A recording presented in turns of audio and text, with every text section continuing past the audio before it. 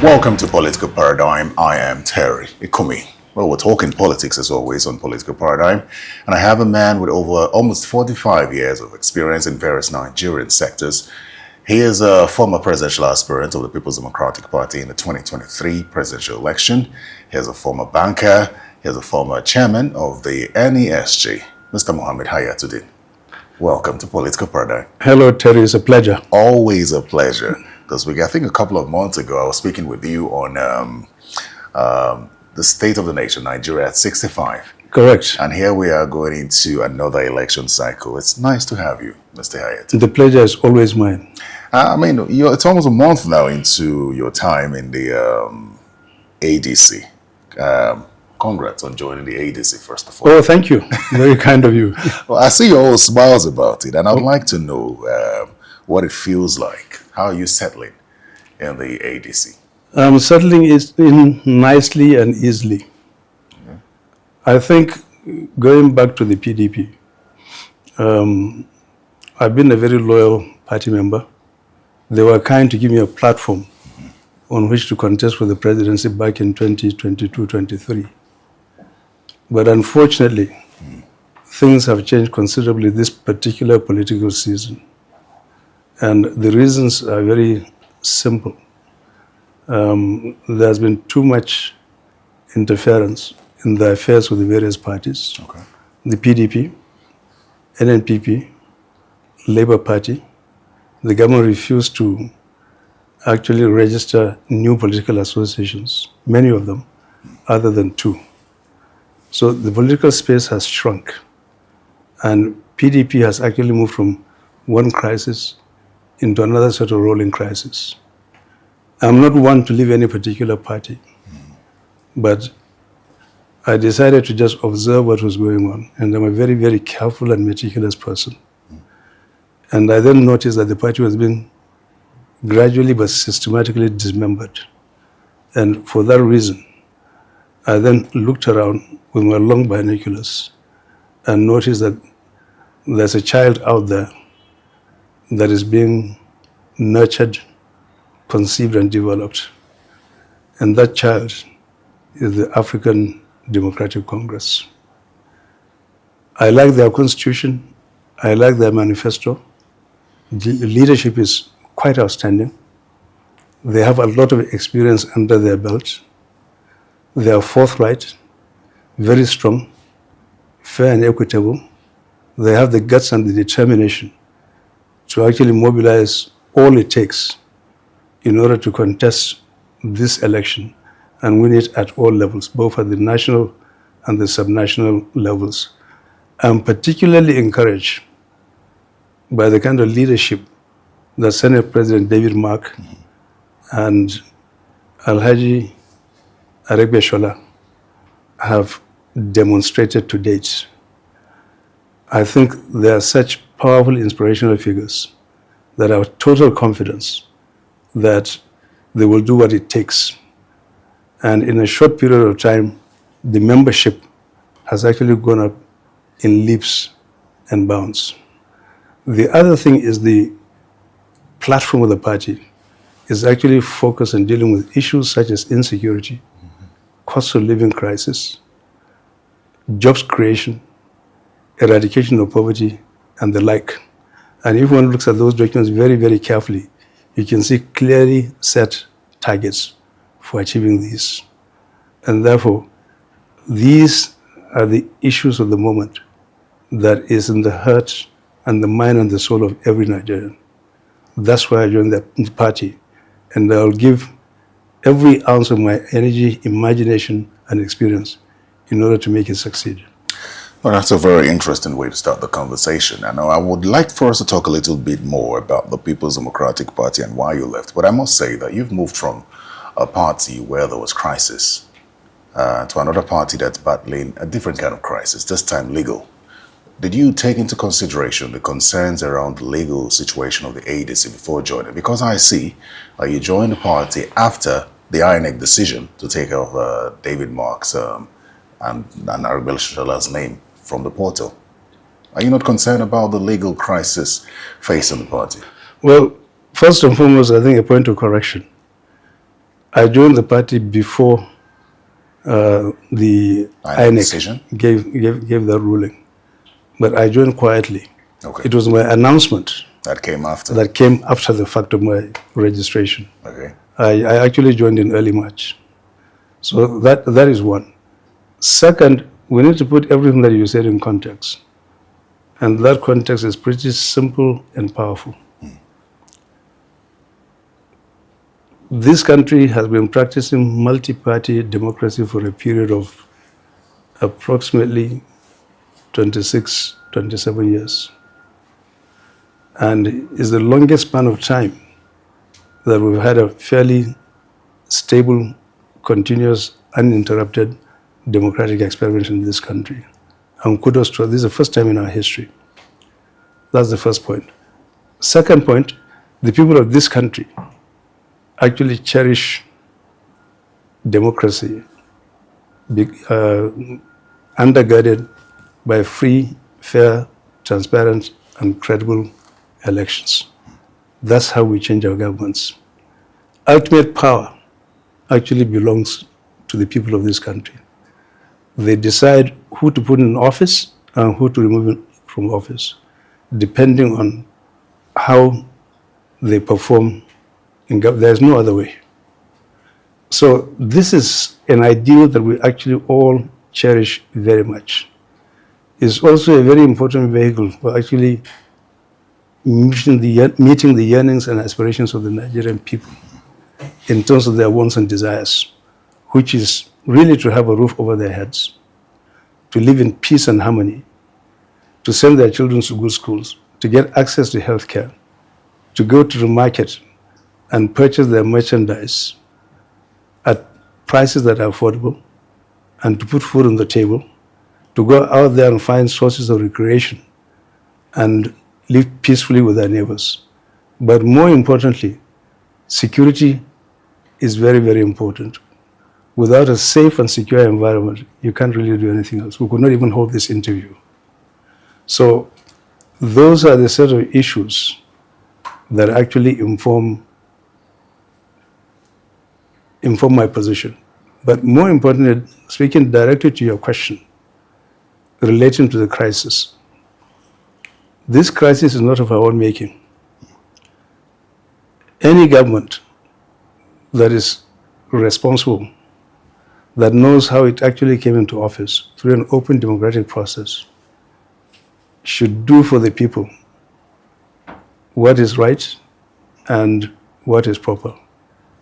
To open up the space, to allow vigorous competition, and then put the platforms and the issues on the table. Let the Nigerian people actually decide who they want to be in office. It's been our long-standing tradition that this space has been completely open. What the government has done through surrogates and through the instruments and institutions of state is to actually muzzle that space and suffocate it, to make it almost impossible for Nigerians to have a freedom of choice, to choose which vehicle they want and which individual they want to stand up for them. That, I think, is a very, very negative development. Fair enough. But does that really answer whether you're worried or not about how the Supreme Court judgment will go? On two occasions, the Supreme Court has reserved judgment in that suit that would determine whether or not the leadership of David Mark would be recognized by INEC. But I'm really curious if you are concerned about how that judgment will go and what would happen to the ADC should that judgment not go in favor of the David Mark leadership.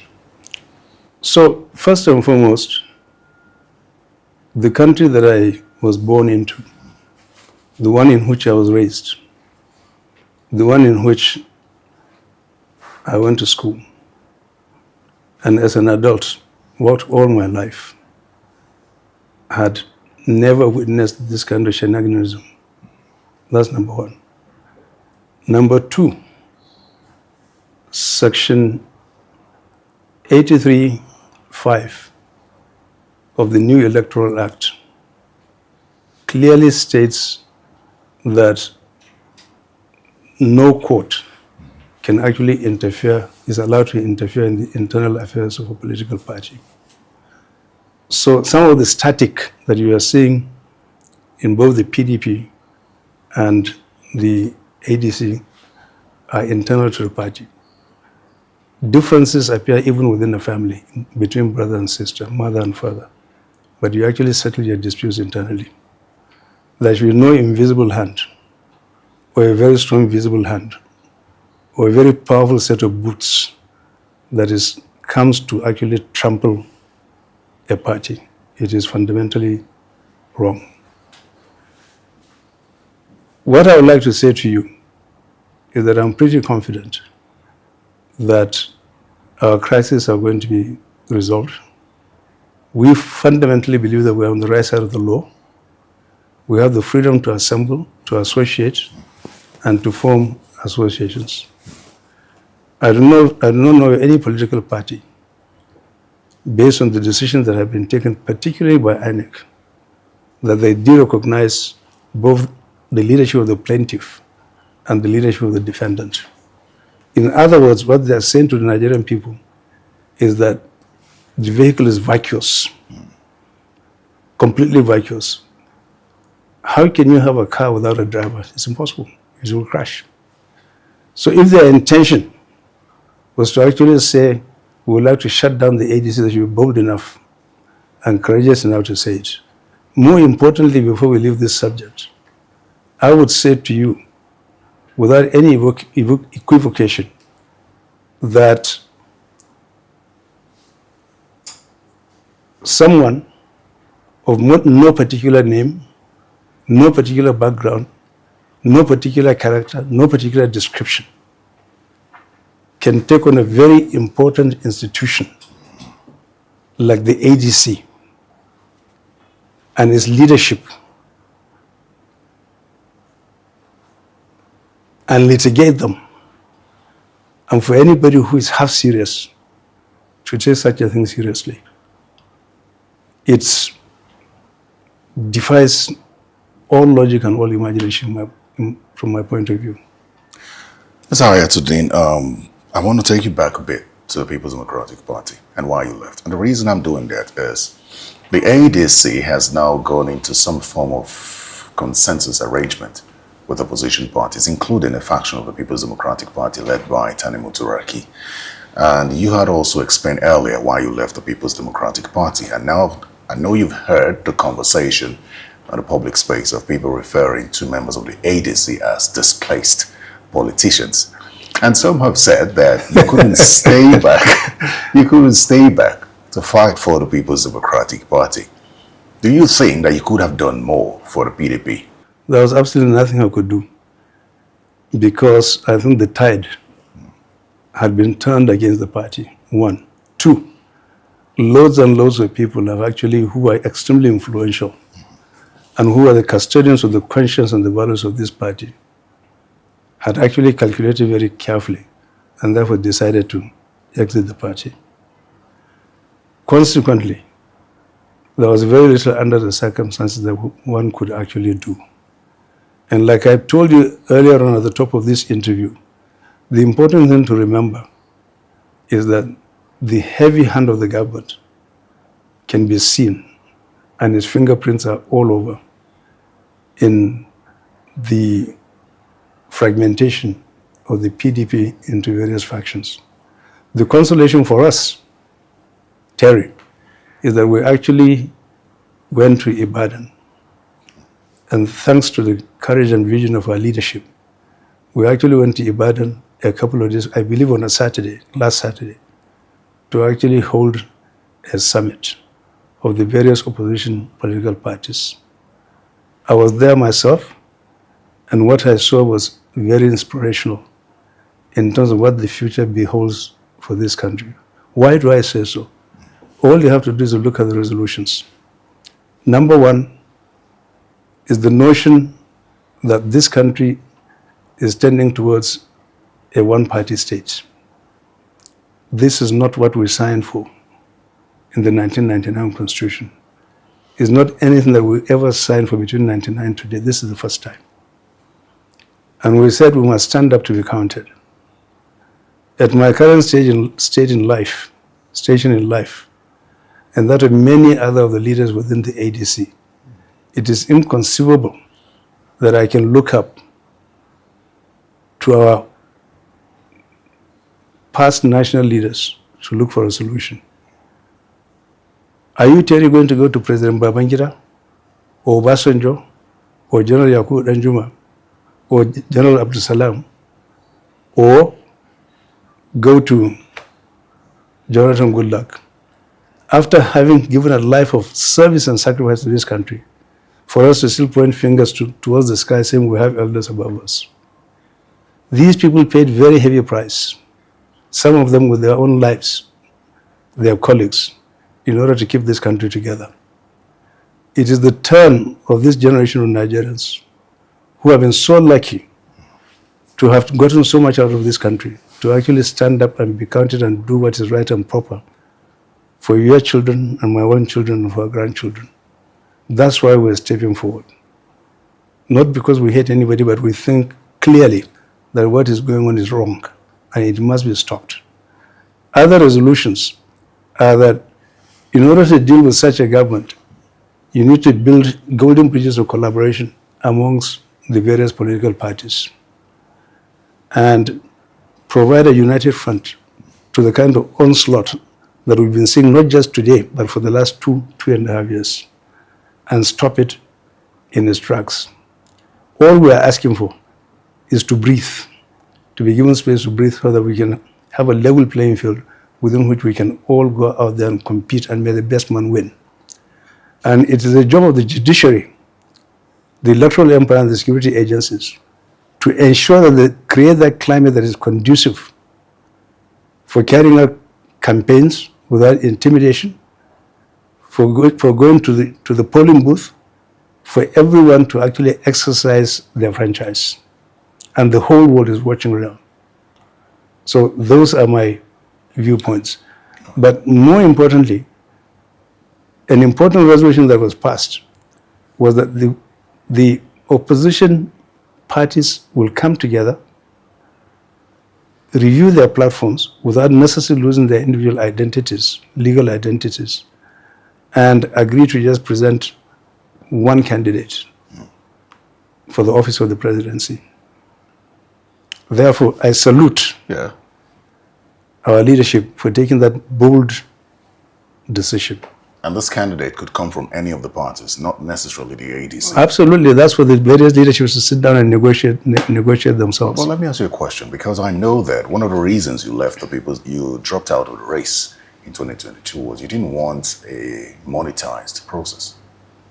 You were concerned about a monetized process. And the report suggests that that primary for the People's Democratic Party was heavily monetized. You're in the same coalition now with a lot of the people who were some of the people who were part of that election in the People's Democratic Party. Do you have fears about monetization of the process? I also know that you clearly support the removal of indirect primaries from the process.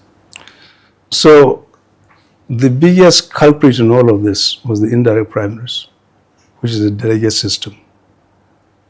Mercifully, that has been expunged from the new electoral law.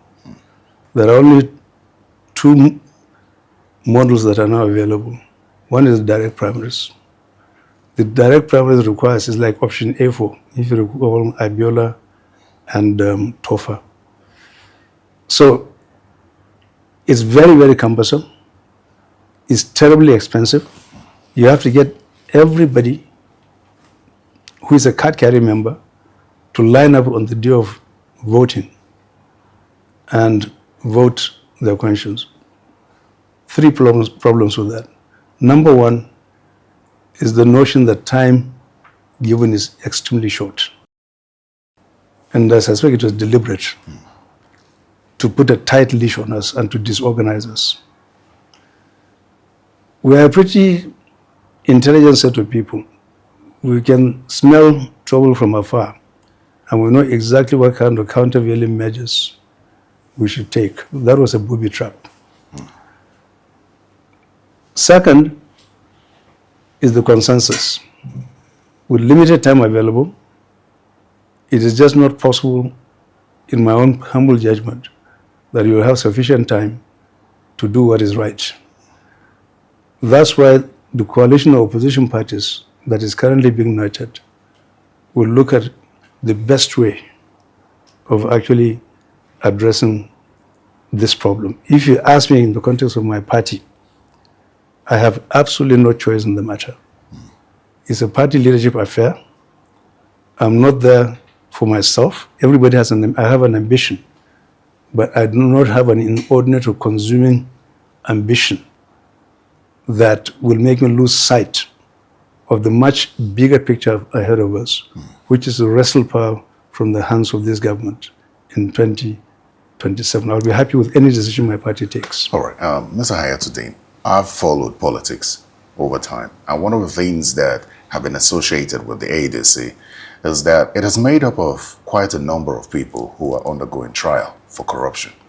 You don't have any corruption case against you. Some would say you are clean. But how do you feel when people raise concerns about you associating with people who have corruption allegations against them, and the concerns that Nigerians have with regard, some Nigerians have with regard to bringing these set of people back to power? Okay, so the Nigerian citizen is the master. We are his servant. The Nigerian citizen or the public, the voting public, that's their own call. They have a choice. They have information available at their hands to decide who is the right person to choose. Secondly, unless somebody is actually convicted, no political party has the right to deny anyone membership and to deny anyone their aspiration. However, when it comes to screening time, that's when they will ask all the tough questions. And if someone whose case on the face of it is fairly strong, and the party is risking putting that person forward simply because either the courts or the electoral empire will disqualify him, they know exactly what to do under the circumstances. I'm a Democrat, so it's an open field. I think anybody can join, but there's a process through which people who do not meet that acid test are actually eliminated. Did your consensus arrangement take into consideration the issue of zoning or rotational presidency? Now, the reason I ask this is I'm sure you're also familiar with the conversation around the turn of the South.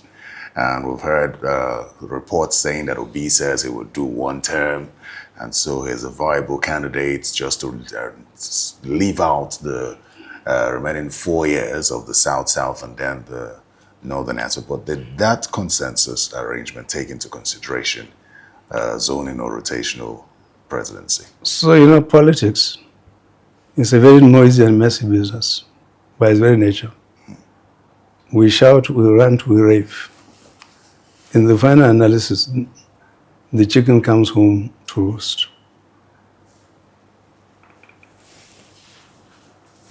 Terry, you yourself, if you and I ask ourselves the question, in terms of what happened last week, 416 people were abducted and threatened to be executed. What does that have to do with zoning? The thousands of people who have been killed, in their tens of thousands over the last 2 or 3 years, what does that have to do with zoning? The person who goes to the market and simply cannot afford to buy food because of the high cost of living, what actually does that have to do with zoning? The father who cannot afford to send his child to school because school fees have now gone through the roof and are exorbitant. For goodness sake, what does that have to do with zoning?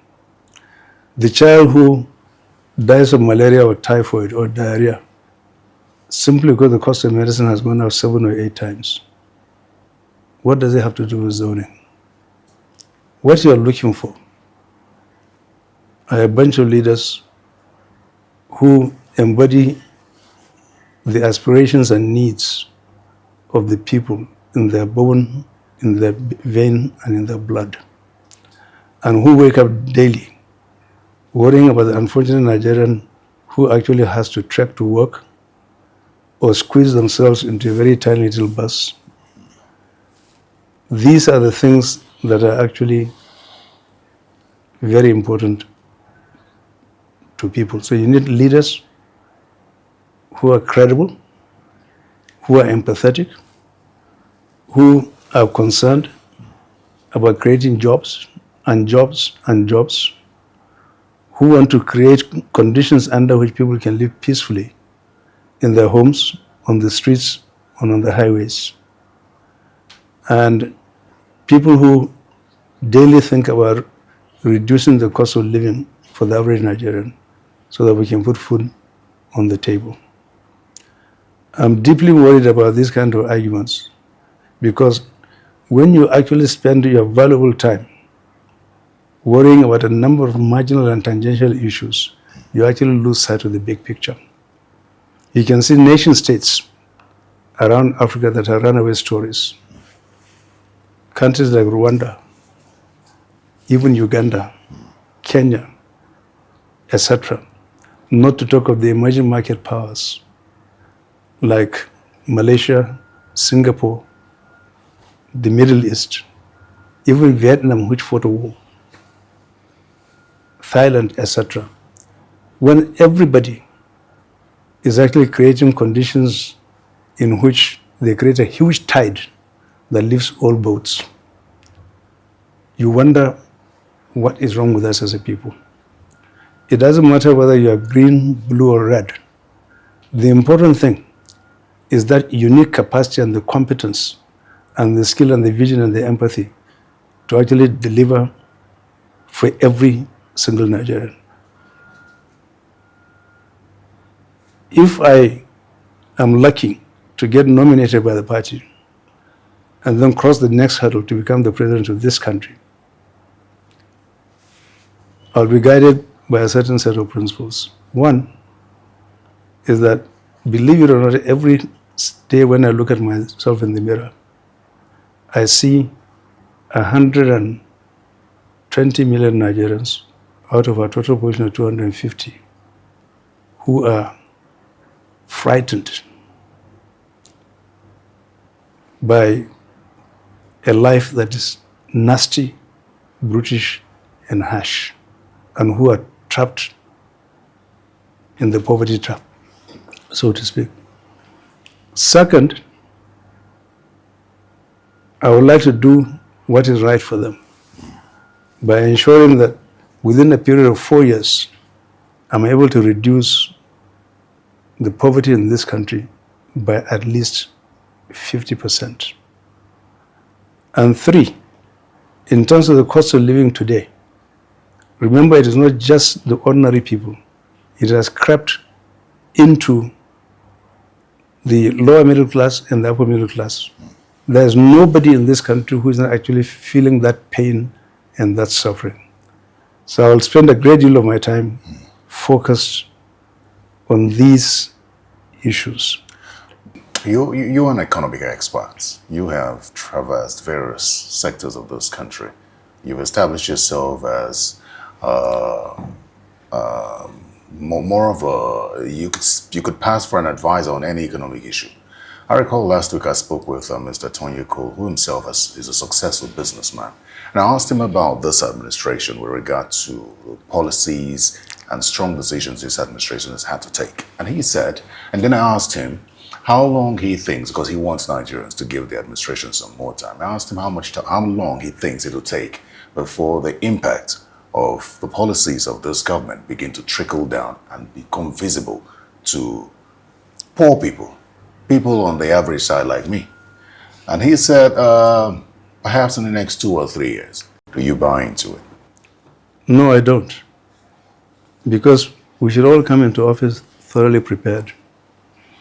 This country was already suffering and suffering deeply. You look at the development indices, the other social indicators, and the economic indicators. The people of this country have suffered enough. Secondly, the government had promised them heaven and earth. It's there. in their campaign speeches, in their manifesto, they are given timelines for achieving that. It is inexcusable that after 4 years, almost 4 years in office, and with the kind of untold suffering and the ravaging of our economic and social systems, that you will give a day more to the administration to correct things. It's game over. They've been given all the time to go through a stabilization phase, which on my watch should not have been more than a year, maximum 18 months.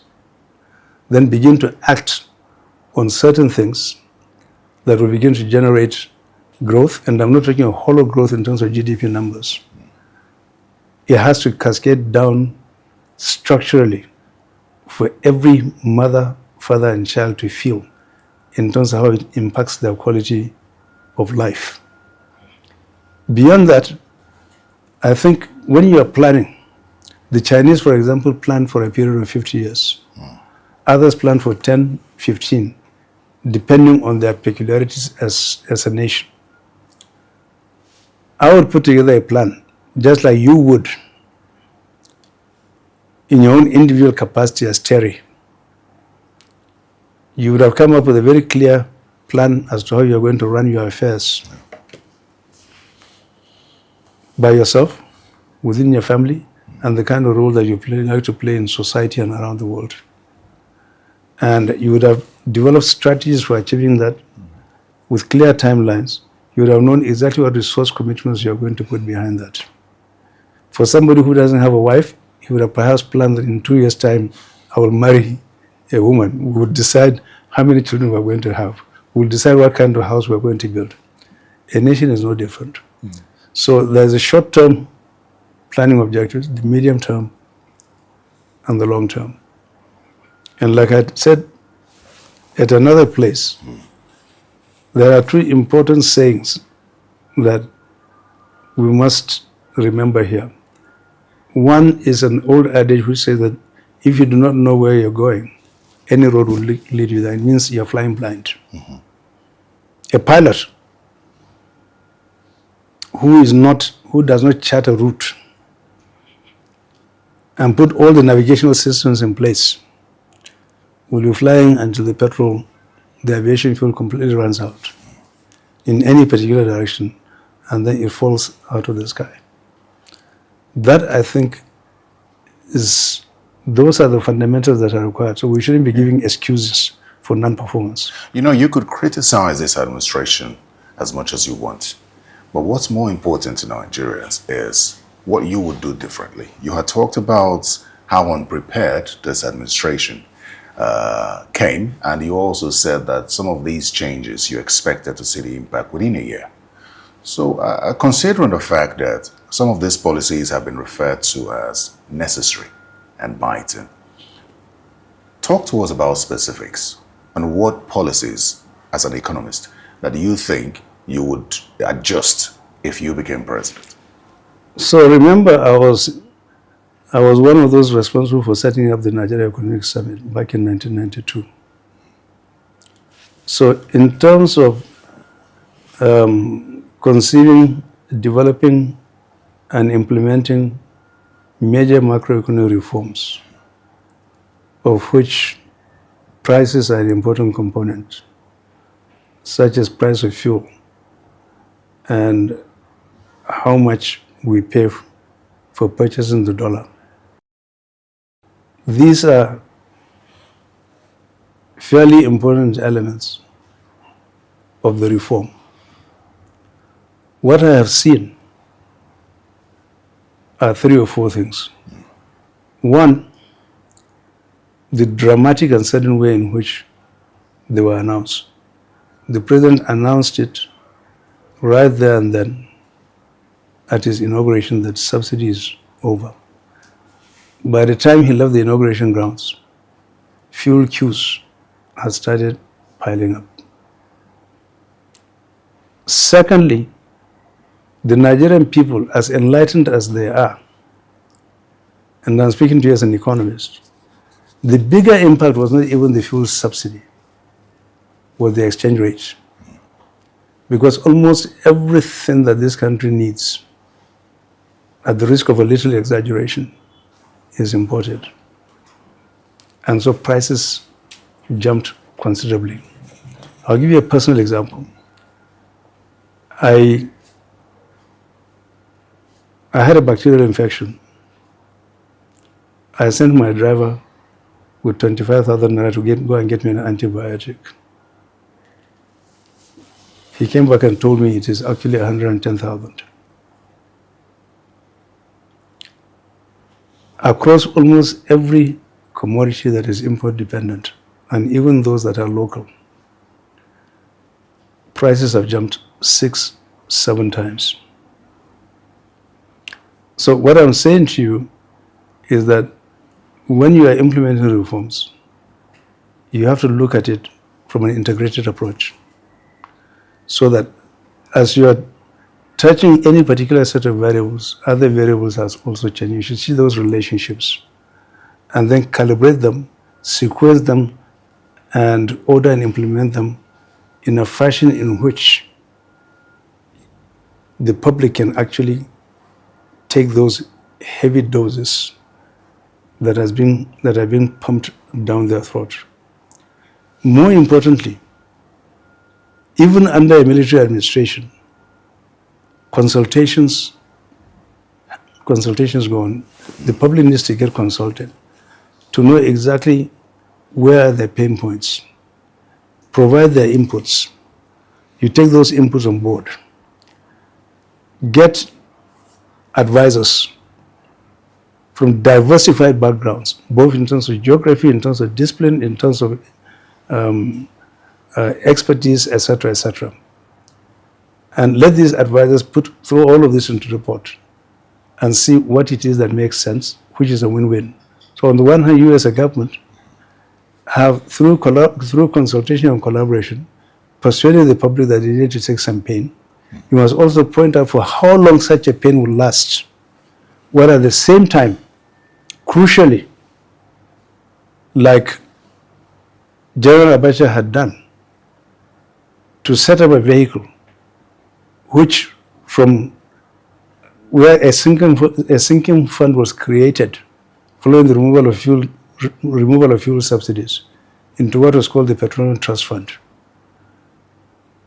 No matter what anybody says, that was a veritable vehicle that actually helped tremendously in building infrastructure, in providing schools, hospitals, procurement of medicines on a very large scale in order to cushion this impact.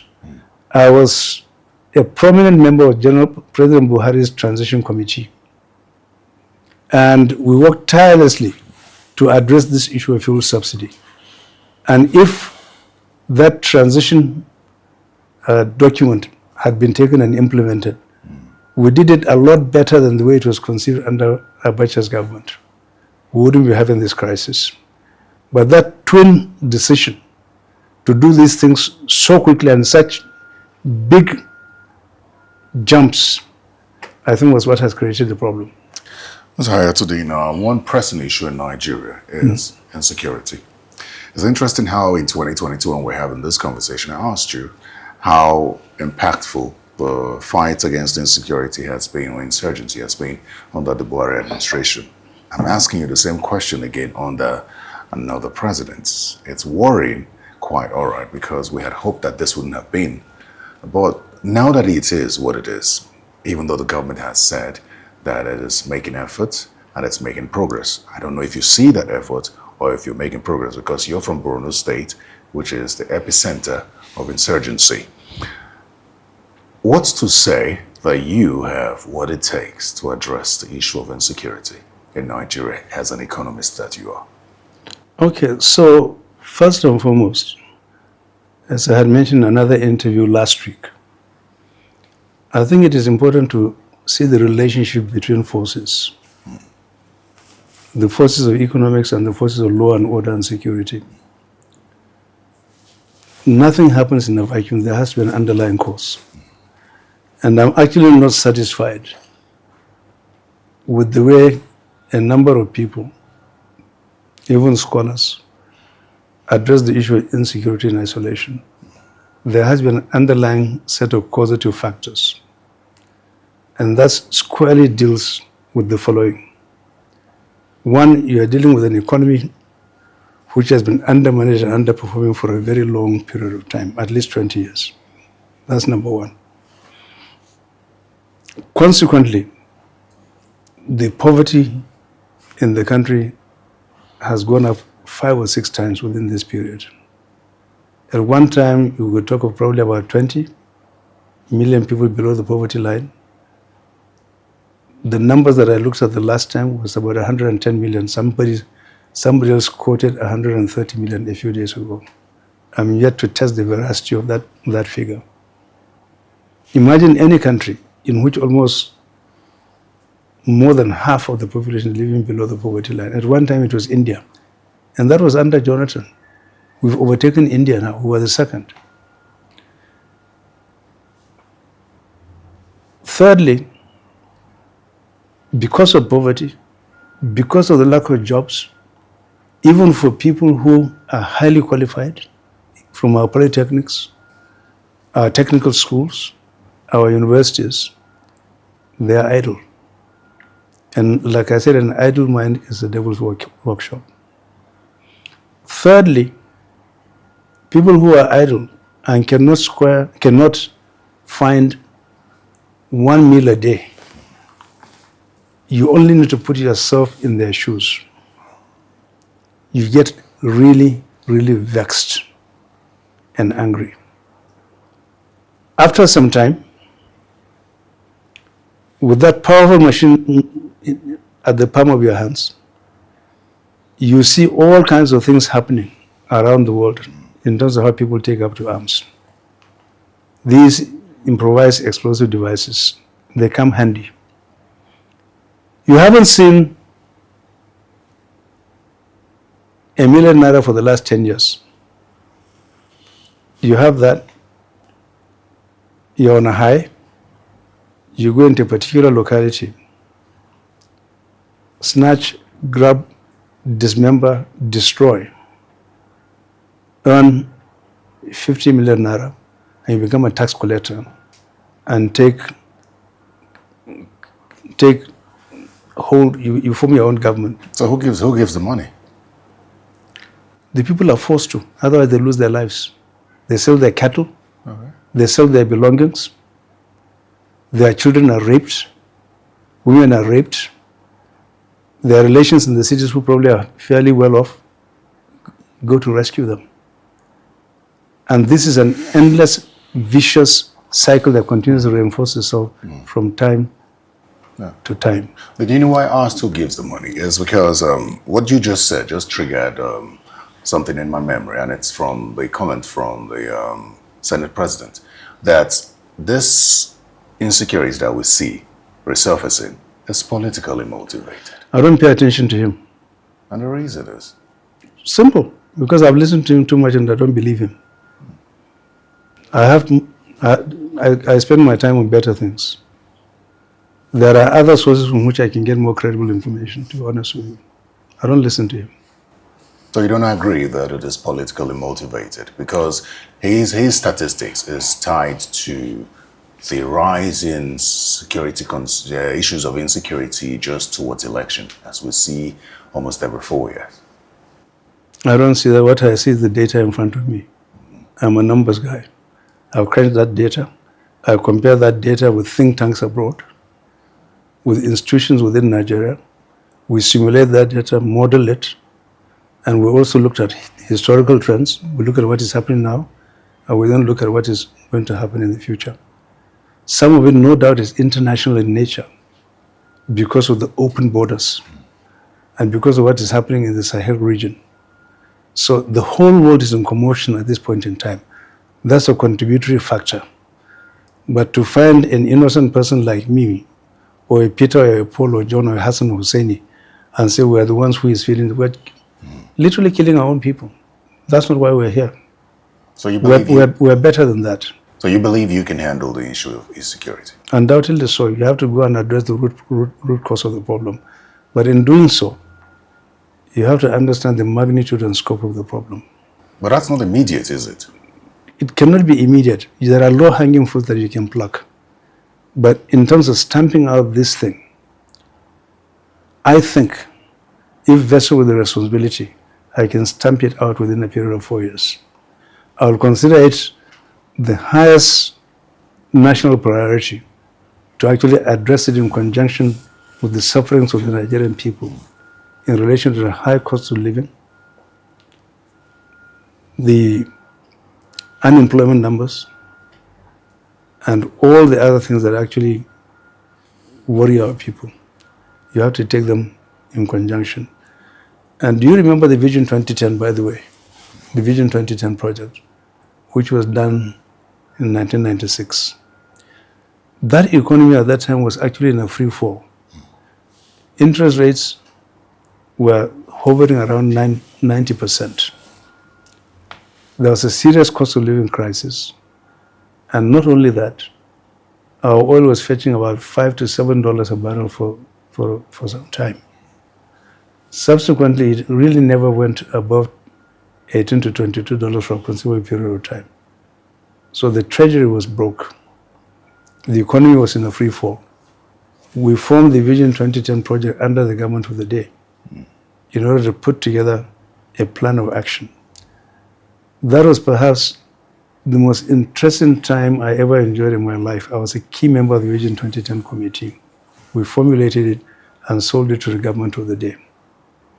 The reason is that for the first time in our history, other than the constituent assemblies and the constitution drafting committees, this is the first time on any number of social and economic issues, every shade of opinion, about 220 of us, drawn from diversified backgrounds, from journalists to youth corpus, to market women and traders, to traditional rulers, the military, technocrats, people of all walks of life. We got locked up at the Hilton Hotel here in Abuja for a period of 9 months, and we produced an outstanding document as to where Nigeria should be in 2010 to become the most successful and globally competitive economy in Africa and the major tiger in the emerging markets. So that, I think, is what we need to do with national security. Okay. I will immediately see that as a very, very important national priority to actually, people say state of emergency. Yes, but that's not what I mean. I would like to approach it in a very methodical, deliberate and systematic manner and bring in all of the Nigerian people into it and discuss it, bring out all the issues, take inputs, and then start implementing success. That doesn't mean that in the meantime you are not dealing with low-hanging fruits on security. You deal with them at the same time. You have to rebuild the military in many ways by giving them, by making sure you have enough. You celebrate them, you honor them, give them everything they need to fight this war, and get the hell out of the way to actually prosecute this thing.